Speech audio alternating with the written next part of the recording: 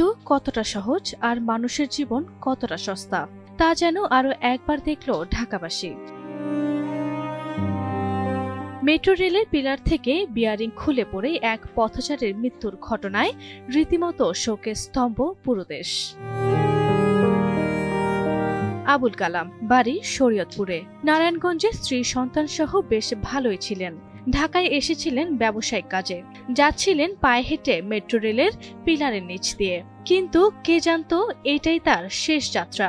২৬ October রোববার রাজধানীর farm গেটে আনুমানিক বেলা 12:30টার দিকে ঘটে এই ভয়াবহ ঘটনা।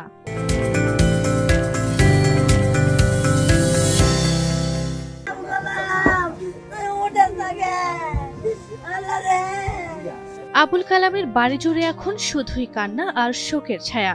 স্বজনরা জানালেন, এক ছেলে আর এক মেয়ে নিয়ে বেশ সুখেই ছিলেন। তারা কখনোই ভাবেনি এভাবে পৃথিবী থেকে বিদায় নিতে হবে আবুল কালামকে। ছাত্র ছিল, খুব ভালো ছিল।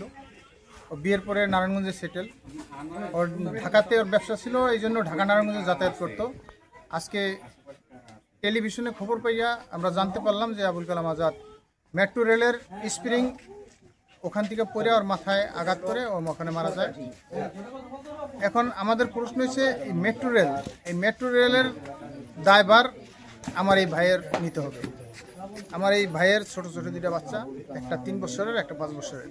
এরা কিভাবে লালন পালন হবে এই দায়ভার মেট্রো রেল কোম্পানির, মেট্রো রেল অধীনেই আমরা আপনাদের মাধ্যমে এটার ক্ষতিপূরণ চাচ্ছি।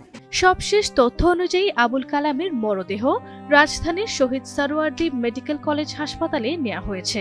ঘটনার সুষ্ঠু তদন্ত সাপেক্ষে দোষীদের দ্রুত বিচারের দাবি কালামের পরিবার ও সাধারণ মানুষের।